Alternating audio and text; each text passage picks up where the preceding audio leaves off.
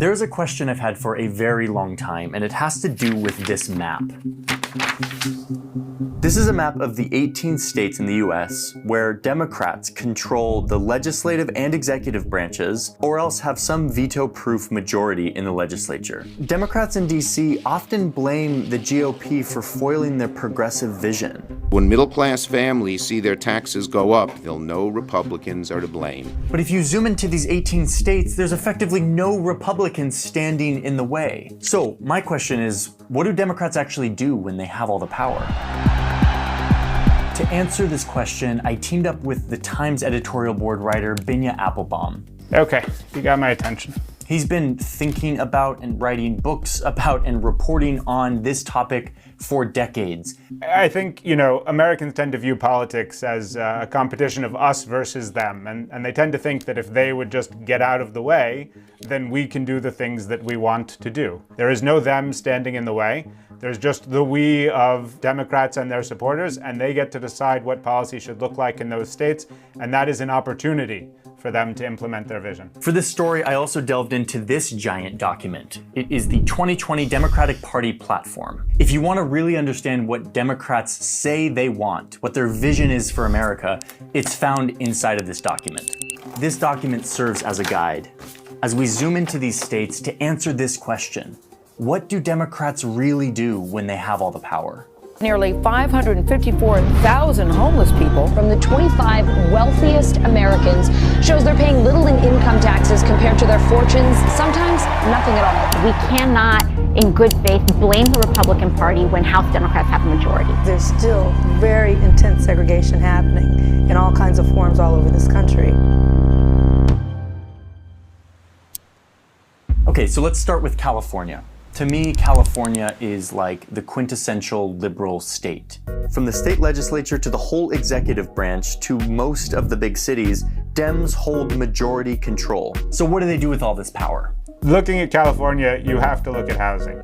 Okay, now wait, listen. When I hear the words housing policy, I tend to sort of doze off, but Binya insists that housing policy and what is happening in California is definitely worth looking at. You cannot say that you are against inequality in America unless you are willing to have affordable housing built in your neighborhood. And Democrats completely agree. Here in this document, the word housing is mentioned over 100 times. The neighborhood where you're born has a huge influence on the rest of your life. Children who are born in neighborhoods with degraded environmental conditions, with a lack of access to high-quality public services, poor schools, poor public transit, are at a permanent disadvantage. And they even say verbatim, housing in America should be stable, accessible, safe, healthy, energy efficient, and above all, affordable. Housing is a human right. Housing is a human right. The rent is going through the roof. Housing is a human right. How does California do when it comes to housing? You know where those signs are when you drive into a state, it says, "Welcome to California"? They might as well replace them with signs that say, "Keep out." Because in California, the cost of housing is so high that for many people, it's simply unaffordable.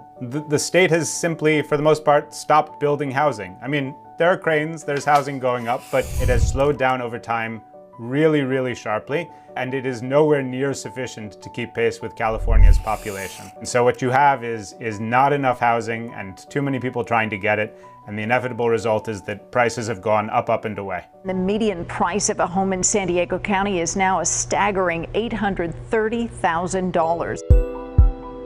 All around California, there are cities full of people who say that they are progressive, they're liberals. They believe in a more equal America, a more diverse America. They show up to the marches, they put in the lawn signs about everyone being equal, but at the same time, they're actively fighting to keep their neighborhoods looking like this. Okay, wait, but that doesn't look so bad. It's just a bunch of houses in a neighborhood, right? No, it turns out that this is actually the result of specific policies, intentional policies that keeps these neighborhoods spread out and full of single-family homes, as opposed to higher density buildings like duplexes or apartment complexes. This is a real, serious fight, and you can get a glimpse into it by looking at a zoning map. Yes, we're looking at a municipal zoning map of Palo Alto, California. Don't leave yet, this is really where it sinks in, so just stick around. So everything on this map that is yellow is zoned for single-family homes, like this and this. One family can live here. But here in Palo Alto, there are a lot of new jobs. This is a desirable place to live for new opportunities. Over the past 8 years, the San Francisco area has added 676,000 jobs, but only 176,000 housing units. So a few years ago, the city council voted to change the zoning of one section of the city right here. Specifically this 2-acre plot of land. They wanted to change it from low-density housing to higher density housing so that they could build a 60-unit affordable housing complex for elderly members of the community. Okay, so they changed the zoning. Start building the 60-unit complex. No, the overwhelmingly liberal residents of Palo Alto decided to hold a vote to overturn the decision, to revert it back to low-density, single-family housing, back to yellow. And it passed, and the zoning was overturned. So now when you go to this plot of land, instead of an affordable housing complex for the elderly, what you're gonna see is this. A row of just a few houses, all of them massive and worth around $5 million each. I think people aren't living their values. You go to these meetings in these neighborhoods where they're talking about a new housing project, and it's always the same song, and it goes like this.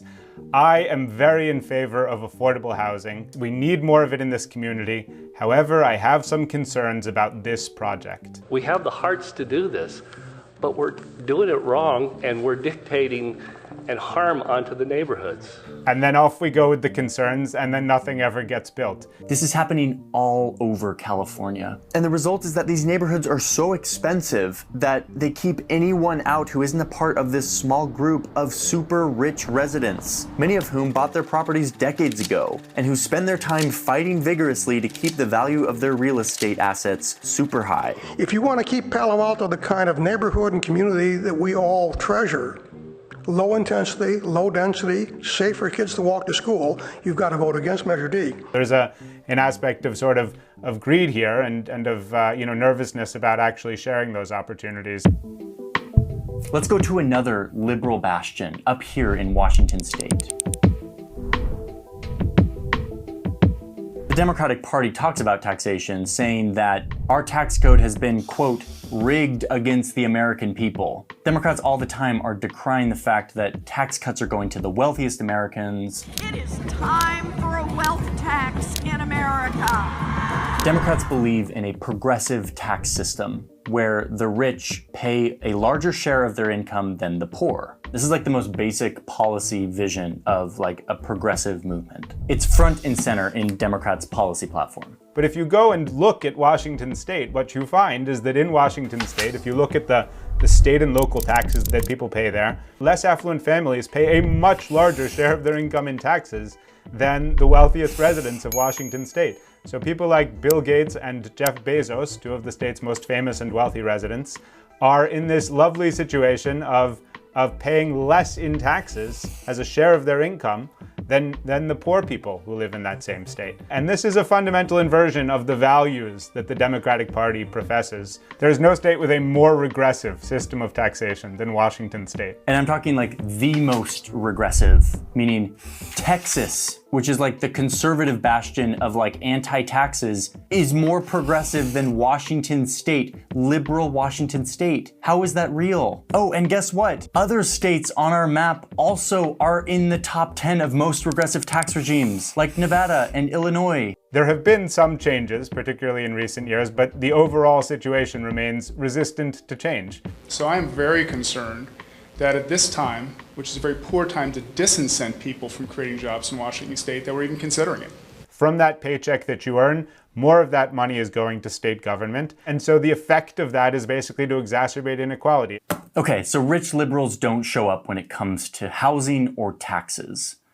Another major theme in this policy document is education. And the wording in here I find quite interesting. The Democrats say, quote, "We must provide world-class education in every zip code to every child because education is a critical public good." They use this word zip code to represent the fact that in America, schools get their funding based on the real estate taxes of the houses within that school district. The more expensive the neighborhood, the more funding goes to the school. So, over here in Illinois, which is like the quintessential liberal state, there's this one county that contains the city of Chicago. It's called Cook County. The residents here voted overwhelmingly for Democratic candidates in the presidential and senatorial elections last year. Often what would happen is that this would just be one big school district, and that all the taxes from all the towns in this county would be put into one bucket and distributed equally throughout the county. But the residents of this very blue Democratic county have actually decided to divide themselves into more than 140 school districts. So now you have all these tiny school districts like this one, which are like gerrymandered around the richest part of town. And so all of the taxes from these rich homeowners go into one little bucket and then only get distributed to the schools within this rich region of the county. It can be on the same block that the town line runs through the middle of it. And if you live on one side of that line, you're consigned to an inferior education by virtue of the fact that you and your neighbors don't have as much money. And if you live on the other side, you're basically a member of a club that is sponsoring a private school, essentially, for the benefit of that small group of kids who are lucky enough to live in that affluent community. And the result is that poor communities have less money to educate their children, and rich communities have more money to educate their children. This is crazy. It means basically that the kids who have the greatest needs have the fewest resources. The same thing is happening in wealthy, liberal Connecticut, where the inequality in education opportunities is shameful, with some schools having huge budgets for their libraries and facilities, and others in the same state having to use duct tape to keep wind and snow out of their windows. Like, this is a real thing. We need your help in establishing guidelines, procedures, and funding to address issues negatively impacting our students, like extreme temperatures, mold, lead exposure, and poor water and air quality. So yeah, Binya tells me that the states could change this. They could actually just collect all the real estate taxes and then equally distribute them. But if you look at some of our liberal strongholds, that is exactly what they are not doing. Let me be clear about something. In blue states, progress is being made, albeit slowly. For instance, a few weeks ago, California finally passed a law that gets rid of single-family zoning. It's a small step in the right direction, and in many cases, blue states provide more and better public services, and historically have given better chances to low-income families to climb the economic ladder. But for some of these foundational democratic values of housing equality, progressive taxation, and education equality, Democrats don't actually embody their values very well. We're talking, once again, about a system that's been rigged. Republicans today are to blame. What we're talking about here is that blue states are the problem.